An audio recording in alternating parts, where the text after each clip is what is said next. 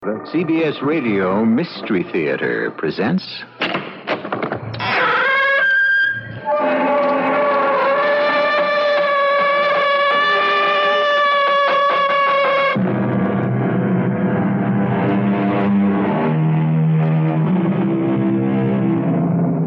Come in. Welcome. I'm E.G. Marshall.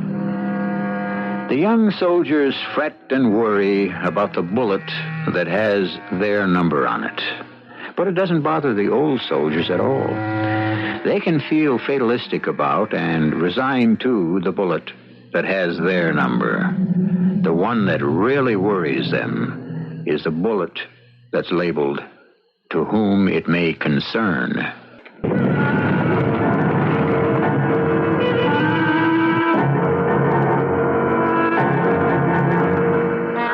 Our mystery drama, To Whom It May Concern, was written especially for the Mystery Theater by Sam Dan and stars Marion Seldes and Ian Martin. I'll be back shortly with Act One.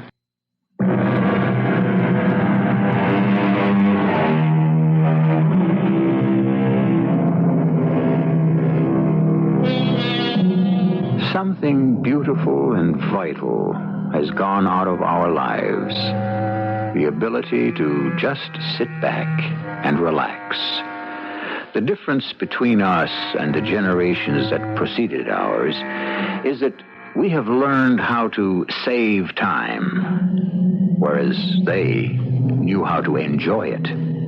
They had time for everything. And this is the story of a man who lived back then, when there was time, just before World War I. Come with me now to the New York Club of Dr. Adams Mandeville, a place of fine old wine, mellow cigars, gleaming crystal, and easy conversation on a May evening in the year 1915. Hello there, Dr. Mandeville. Oh, good evening, Mr. Forbes. Do you mind if I join you? Oh, please. We see so little of you here at the club these days. And I'm afraid you shall see even less. I'm off to London. London? Oh, you can't be serious. There's a war. Well, we're not involved. It's not yet. Nor do I think we ever will be. And in any event, I must go to London. May I ask why? Well, we're having the International Conference on Psychiatry. This delving into the mind. It's tricky business, no? Oh, yes. Does it, can it help your patients? Well, I don't know how much it helps my patients, but I know it's helped me. Help you? How? Let me put it this way. It's going to help me. It's going to save my life. How can you tell if it's going to save your life? Do you believe in the angel of death? Yeah. Angel of death? Yes. Well, I suppose, as figuratively speaking, in a way, we might assume that was the first question she asked me when she entered my office. She? Mrs. Rebecca Orne, a widow, most beautiful woman.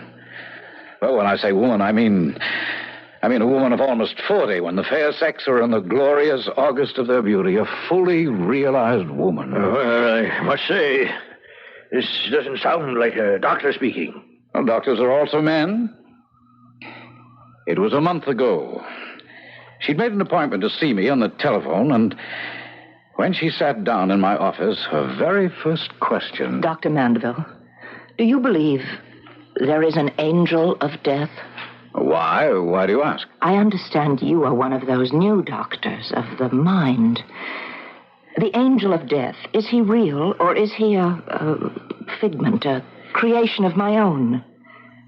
Mrs. Orne, I know of no scientific evidence that can account for the existence of an angel of death, or of life, or of any angel, for that matter.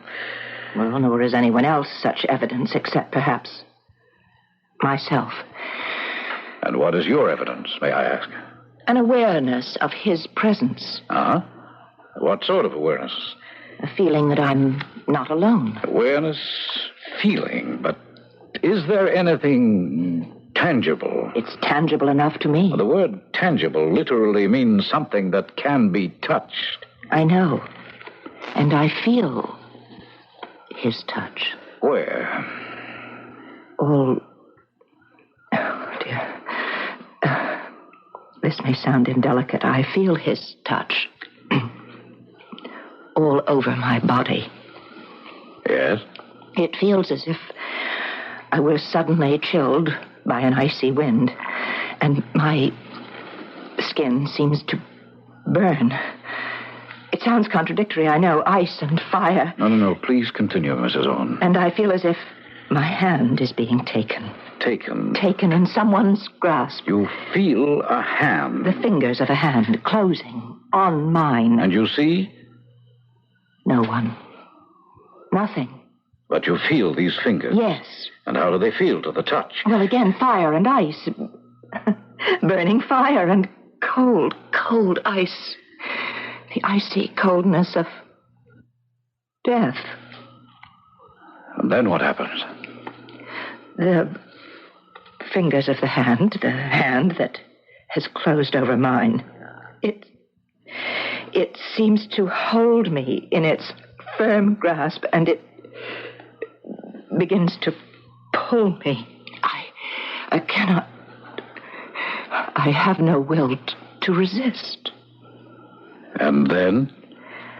And then the ice becomes warmer, and the fire becomes cooler, and the fingers of the hand that is holding mine seem to slacken their grip and slip away from me. And suddenly, I feel his presence no longer. He's gone. You're quite sure of all this? Oh, yes, it's exactly the same way, each time. Oh, then this has happened several times. Oh, yes. How many? Oh, innumerable. I have a theory. Would you like to hear it? Oh, yes, please. He wants me. Well, you might say if he exists, he wants all of us. When our time comes. But I think my time has already come. I'm afraid I don't understand. And that he was unable to take me at that time. And since I escaped him, he must keep after me. And it becomes more and more difficult for him each time. And so he tries harder and harder. And yes, Mrs. Owen? I've never been able to say so much to any doctor. Most of them would give me pills for my nerves long, long before I could get this far. Well, I promise to hear you out. Well, it's about all, except that they keep getting worse and worse. What keeps getting worse and worse? The disasters. So many people die. And it's because of me. He doesn't really want them. He wants me. And the reason they die is because they just happen to be there. Yes? Why do you say yes? Do you know what I'm talking about? Do you really understand what I'm saying? Mrs. Owen, did you have a happy childhood? Why do you ask? Well, in psychiatry, we begin with the child. Well, that makes sense. Yes. Well, it all began with my childhood. That was when he first came for me. When who came for you? Well, who have we been talking about? The angel of death. Oh, yes, of course. And that's when I felt his grasp for the first time. It happened when I was 5 years old. We were living in Johnstown, Pennsylvania. Johnstown, Pennsylvania. Now, that name seems familiar. I'll never forget. I was in the kitchen of our house. We had a farm. Oh, a big farm, about 500 acres. And I remember there was an argument. Mama and Papa were having a fight. It was about the South Fork Fishing and Hunting Club. These were the very wealthy men who owned the property where the dam was located. Now, Mama, be reasonable. Be reasonable? Have you lost your mind? No, I haven't lost my mind. What's more, it's a found $100. Well, I don't want that money. You post the no hunting signs this year like every other year. Mama, it's just for 10 days, and the only ones who'll be allowed to hunt are members of the club. Look, I won't have people tramping all up and down the property, firing off guns every which way. Mama, these are all millionaires, rich men. They have a lot of respect for private property. And they know how to hunt very good, too. Don't they have all that property of their own around the dam? Wait, you know that over by the South 40 is where all the deer trails cross? Yeah, and another thing. I'm against killing poor, dumb animals. And so am I. But for $100... And what about Rebecca? Rebecca? She goes running around the woods all the time. Now, with all them hunters shooting away, Well, so, for the next 10 days, you gotta keep her in the house. How can I keep the child cooped up all day? For $100, you better find a way to do it. But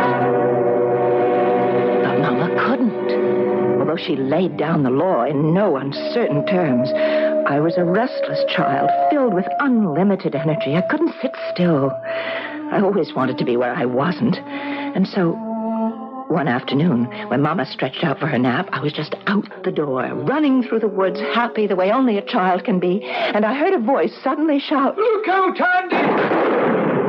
But the voice was too late. There was a noise and a flash, and a dull blow against my chest. That was the first time I felt the icy cold and burning hot fingers close about my hand, and the gentle pull that urged me forward. And I heard a voice. Hey, good Lord, Andy, you killed her. Look at the blood. The bullet went right through her chest, through her heart. Oh, she must be dead. Yes, I was dead. At least I thought I was dead. I should have been dead. The angel of death had come for me. But suddenly, the fingers that grasped my hand loosened their grip. The ice became warm, the fire cool, and I just slipped away from him. Or he from me. And I was free. You, were shot through the heart? Yes. Could the bullet have missed? No. But surely... Oh, the doctors came from miles around. The best doctors. The club saw to that. They were amazed. Well, how did they account for it? They didn't. Those doctors couldn't. They said perhaps the bullet broke as it hit my chest and just a small piece of it penetrated my heart. Or perhaps the tissue was able to repair itself. But really, they were only guessing. I was shot through the heart. That much is certain. And you lived. That much is obvious. I lived through other things, too. I was bitten by a copperhead a year or two later. Well, people do survive snake bites. Oh, rattlesnake bites sometimes. But very few folks are ever actually bitten by copperheads. And those that are... You're very lucky. Very imaginative. You know, you're a charming lady, Mrs. Owen. May I ask why you have never remarried? Because I'm frightened. Of marriage? I believe I told you. The angel of death is so intent on capturing me that those around me are always in danger. Well, you're sitting here in my office. Am I in danger now? Yes, Doctor. How? I don't know. The building might collapse. It's not likely. It's a new building constructed of steel and stone. There might be an earthquake. There never have been any here in the East. Or a flood. Well, hardly. Well, there was a flood once. Actually, it was 26 years ago. When I told you I came from Johnstown, Pennsylvania, you said the name seemed familiar. Do you remember why now? Oh, yes, of course. The flood, the famous flood. The Johnstown flood. Were you there at the time? Yes. And you lived through it? Yes, I lived through it. Unfortunately. Now, why do you say unfortunately? Because it wasn't fair that I should survive. I really deserved to die. I caused the flood, Doctor. I'm the one to blame for the Johnstown flood.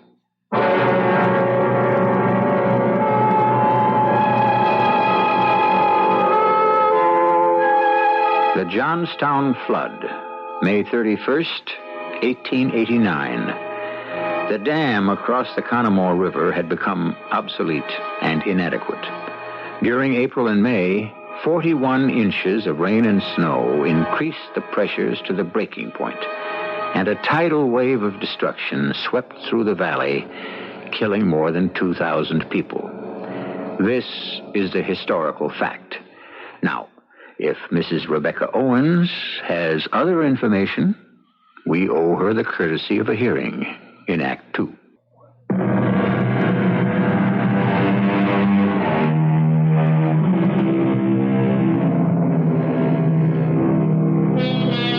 Well, here we are at the very beginning of May, 1915. Remember that date. It will be significant. In the exclusive New York club of Dr. Adams Mandeville, Dr. Mandeville is having a very serious conversation with an old friend, Mr. Hector Forbes, the renowned anthropologist. Mr. Forbes is having difficulty believing what Dr. Mandeville is telling him. Yes, my dear Mandeville. Yes, I remember the Johnstown flood. There are people who can be held responsible. But surely your patient, this Mrs. Rebecca Owen, no, she couldn't be one of them. But according to her story... She mentions the South Fork Fishing and Hunting Club. Now, it was a group of millionaires who had bought the land from the state. The dam was located on their property. They refused to spend money for any repairs, and the people of Johnstown didn't believe that there was any real danger either. So there's blame enough and to spare for everyone. And yet, when she talks, you can believe anything she tells you. You can believe anything she says. You haven't fallen for this lady, have you? As a matter of fact, I'll get to that. I tell you this story because I have a very important question I want to ask you. Well, fire away. Oh, you'll have to hear the rest of the story. Oh, yes. Especially why she thinks she's to blame for the Johnstown flood. That's what I asked her. The flood was on my account. But why? It was the only way the angel of death could get me. A bullet failed. The bite of a poisonous snake failed. And here was a way that couldn't fail. Or so it seemed. Oh, poor Philip Dumont, my first beau. I was 15 and I was in love. The way you can be in love when you're 15. We were out walking. It was the last day of May. Beautiful afternoon. What time is it, Phil? 10 minutes after 4. Why? I would like this moment to last forever.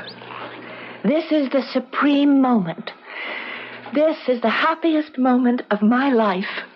Of mine, too. Everything's so perfect. What's that? Thunder, most likely. Thunder doesn't sound like that. Well, sure it does. No, it doesn't. You hear a loud peal of thunder, and then it fades, and then you hear another. This just keeps getting louder. Rebecca, look! Phil! It's a wave! It's water!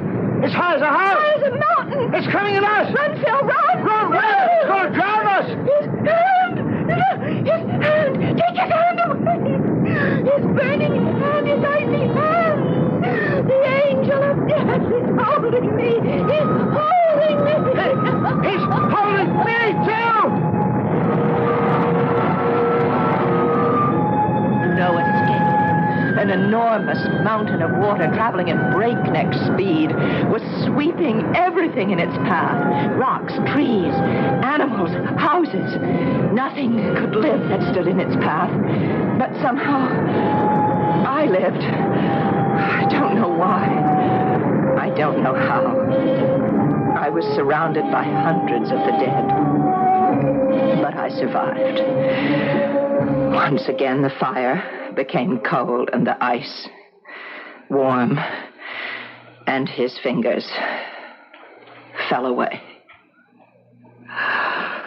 Why? I don't know. And poor Phil, he was with me, and more than 2,000 others. Was it my fault? No, of course not. And how do you explain the fire fire. The fire? The fire in Chicago. That was only 12 years ago. That dreadful conflagration in the Iroquois Theater. Oh, yes, of course, I remember that. We'd moved to Chicago. Mama and Papa had survived the flood only because they'd gone to Pittsburgh to visit my grandmother. So there was nothing left for us in Johnstown, and Papa was offered a job in Chicago. It didn't matter to me. After the flood, I was like one in a dream. I just stayed in the house, in my room.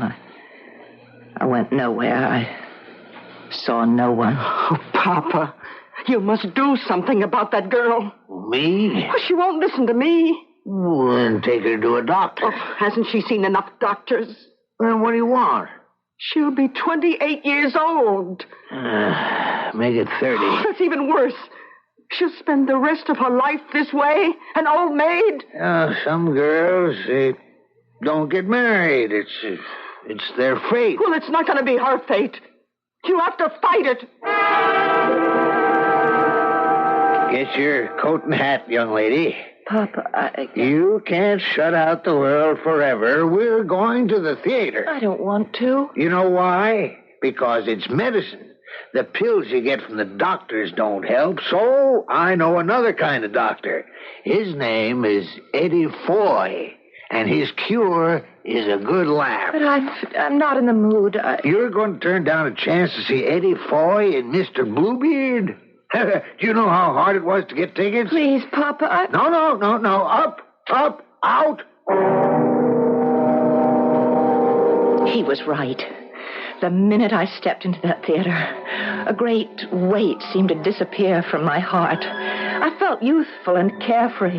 The music, the dances, the jokes. I was laughing and applauding, and then suddenly, in the very midst of it, at the very height of it, I felt the fingers on my arm.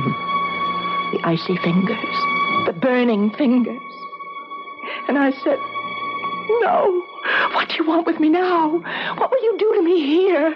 Please." And then I heard the most dreadful cry in the world in the theater. Fire! Fire!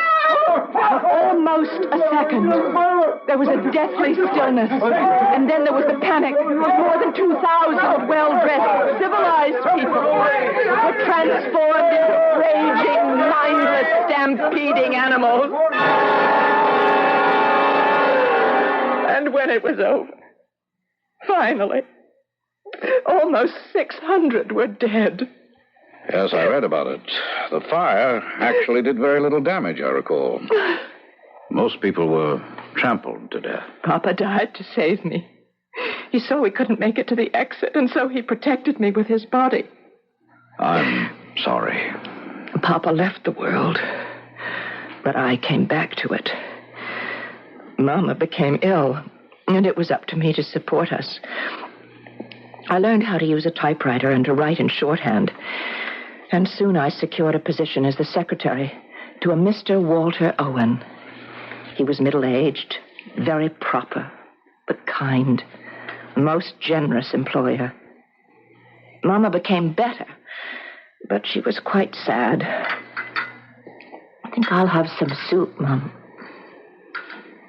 Mama, you're crying. No, I'm not.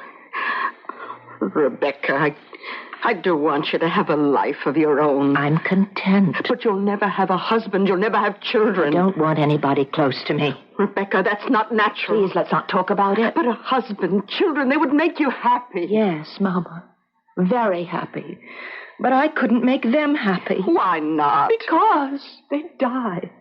They die young before their time. What are you saying? Nothing. I don't want to talk about it anymore.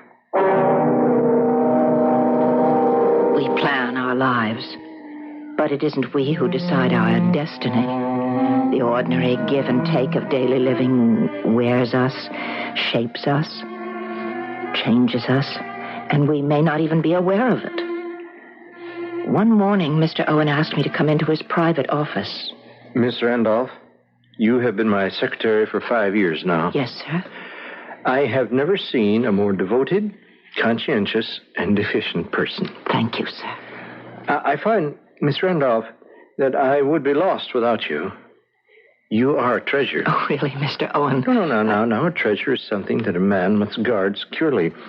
If you were a stock or a bond or a bill or a jewel, I would shut you up in a vault, lest you be lost or stolen. I'm not sure I understand. Miss Randolph, will you marry me? Marry? Yes.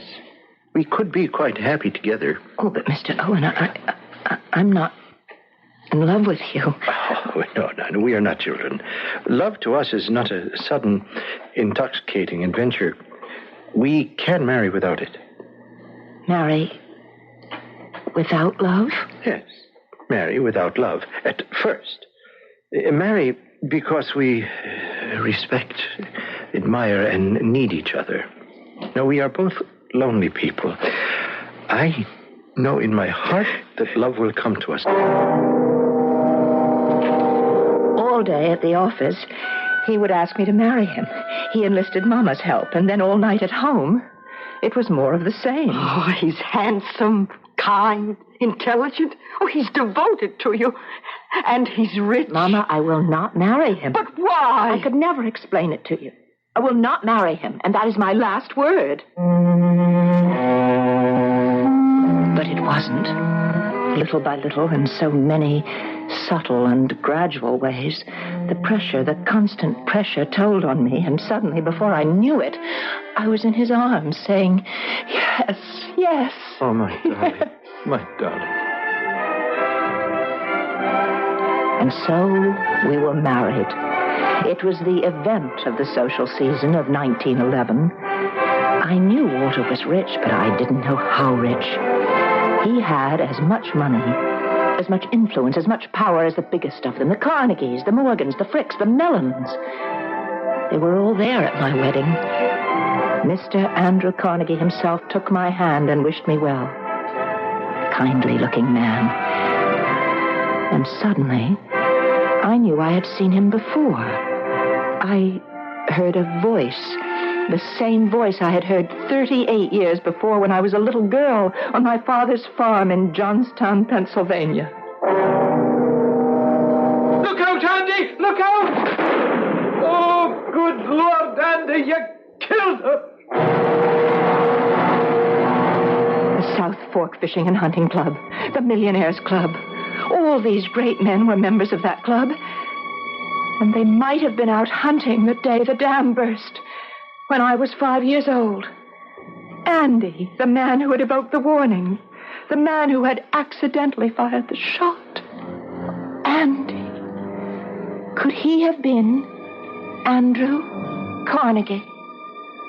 I looked into his eyes. I couldn't tell. My dearest, may I present Mr. Andrew Carnegie?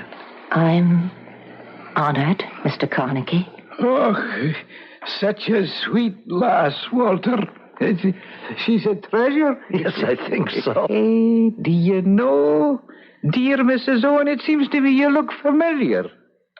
Do I, sir? Yeah, I have seen you before. Or is it perhaps an old man's reverie?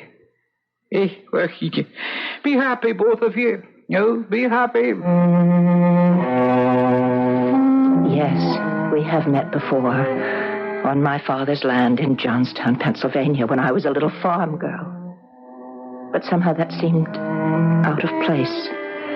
And as I looked at Mr. Carnegie, and at Walter, and at all the other giants, I realized I was no longer afraid of anything. I belonged to one of these men. We went to Europe on our honeymoon.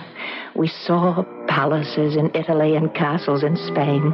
We waltzed in Vienna, marveled at the Louvre, and finally decided to come home. I was so happy. Yes, I can imagine. I was happy, but I was also apprehensive.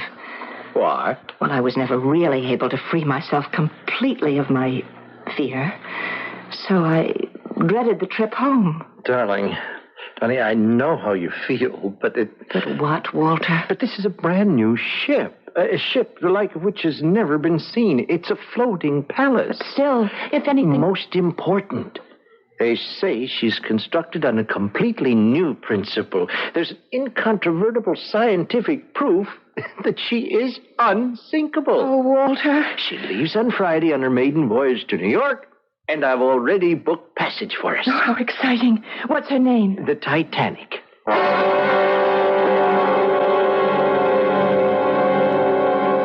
On April 15th, 1912, a minute before midnight, the Titanic struck a killer iceberg, some 2,000 miles from New York, with the loss of some 1,500 lives. Among the casualties, now I shall have to stop this business of anticipating the story. We still have a third act.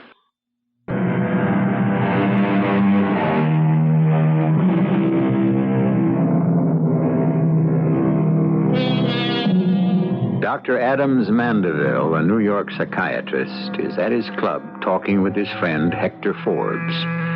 The subject of the discussion is, as you know, his patient, a woman named Mrs. Owen. And what can we say about Mrs. Owen other than she must be the victim of the most extraordinary string of coincidences in history?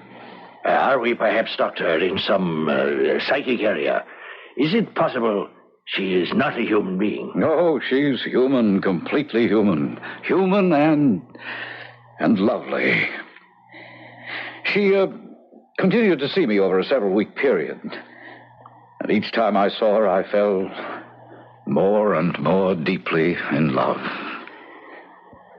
Rebecca, darling. No. Oh, please, Doctor. Oh, you can't call a man doctor after he calls you darling. I must leave you and never return again. Why? Oh, don't you know why? Oh, it isn't true. Everything you've been telling me about the angel of death. How can you say that? I felt him. I felt his touch. No, darling. You can't convince me. I let poor Walter convince me, and he's dead today. Walter would have died in any event. He died because the angel of death came for me. There is no such being. Oh, you say that to me? To me? I'm 41 years old. And you don't look a day over 25. Be serious. And 5 times in my life, I have felt his presence in my body. 5 times, I have felt his hand on my arm. 5 times he's held me in his grasp. Yes, I know you said that. And the last time was the worst time of all. He was so determined to have me, he destroyed the greatest ship in the world to get me. Oh, I can hear the music. It was such a gay, wonderful party. I was dancing with Walter. Happy, darling? Oh, yes. See, I told you, everything would be all right. I don't know if it's you or the ship, but I feel so safe, so secure. It's both of us, darling. Nothing but happy and wonderful thoughts from now on. Let me get you a glass of champagne. He walked to the refreshment table, and I lost sight of him in the crowd, and I never saw him again. Because at that moment, I felt the fingers, the icy fingers of the angel. The angel of death. And I screamed, "No! The music stopped. Everyone turned to look at me. Was I mad? And then there was the most terrible, grinding roar, as if some monstrous animal had ripped the entire bottom out of the boat.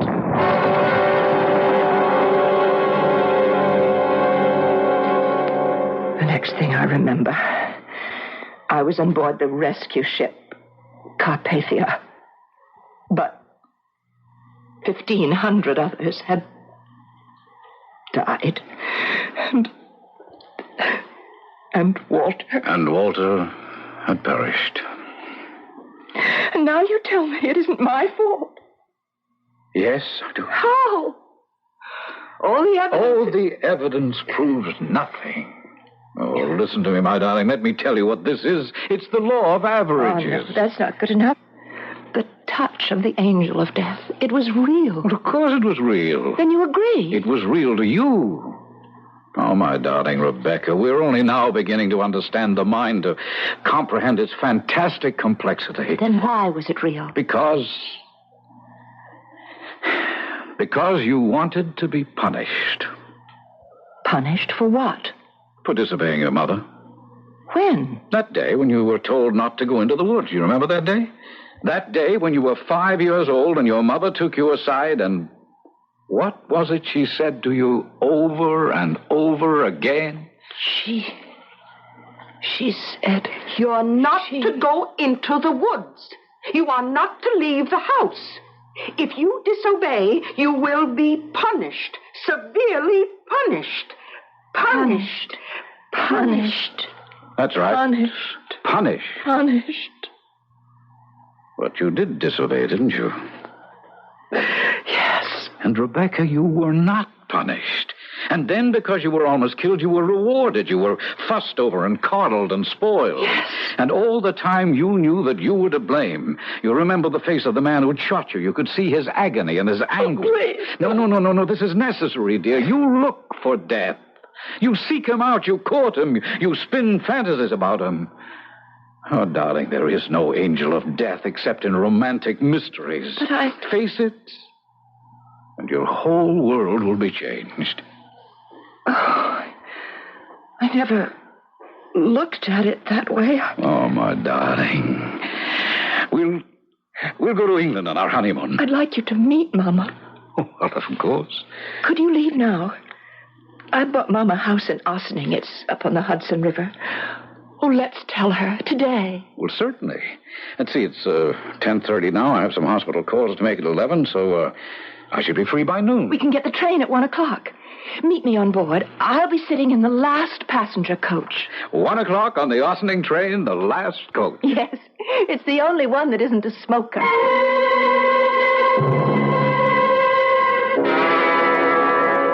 That was 2 weeks ago, Forbes. Well, evidently you made the trip in good shape. I see you're here and none the worse. You don't know what happened 2 weeks ago on the railroad. You see, I was delayed at the hospital, and when I arrived at the station, the train had already pulled out. You missed it, yes? Yes, and the train had traveled some 25 miles to a place called Tarrytown when there was an accident. Oh, no, don't tell me. Yes, some switching instructions had gone wrong, and an express train plunged into the rear of the Ossining local. The rear car? It was completely demolished. There were 5 passengers, 4 were killed immediately. But the 5th, Rebecca, suffered only from shock and a very few superficial bruises. He exists. He is real. He came to me again. He came looking for me aboard that train. He came for me. I felt his hand, his fingers. The fire, the ice. You mustn't make fun of me. What I say is true. Of course it's true. Don't humor me. It is true. Do you mean that? Yes. And the angel of death exists. I'm very much afraid he does. Then it's over. It must be over between us. I love you and I want to marry you. You must never see me again. I don't want you to die because of me. And I don't want to live without you. Oh, darling, please. You're a doctor. Be sensible. Oh, I'm in love, so that's impossible. Face reality. Reality is that I love you. Reality is that if you had been with me on that train, you would be dead now. Ah, but I wasn't with you. And next time we won't be so lucky. I wasn't with you on the train. That's it. That's how to do it. No, it won't work. Yes, it's how to reduce the odds. That's how to fight the old boy. That's how to put him in his place. But I still... We must never travel together. We must never board the same boat, the same train. We must never go to crowded places where disasters can strike. Theaters, restaurants, concerts. But I never go anyhow. But you can't shut yourself away. Rebecca, I don't need crowds. I only need you. So we shall live by ourselves, quietly, carefully, in safety. Do you see? Yes, I see now. And if he comes for me again, let him come for me alone. To a house that will be stone so it can't burn. Or steel, and then it can't fall apart. Away from rivers and floods. Away from forests and fire. Now will you marry me, darling? Yes. Yes.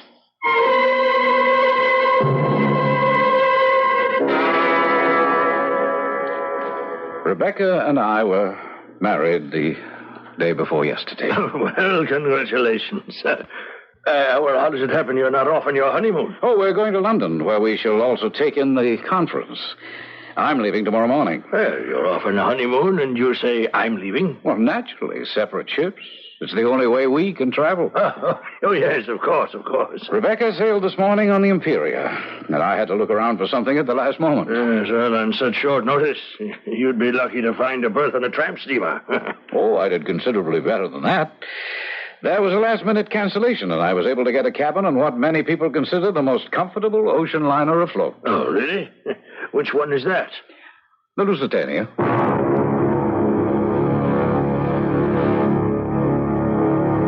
The Lusitania. On May 7th, 1915, at approximately 2 p.m., the German killer submarine, the U-20, fired its torpedoes into the Cunard liner Lusitania. The ship blew up and sank almost immediately. About 2,000 people lost their lives, among them an American physician, Dr. Adams Mandeville of New York City. I shall return in just a few moments.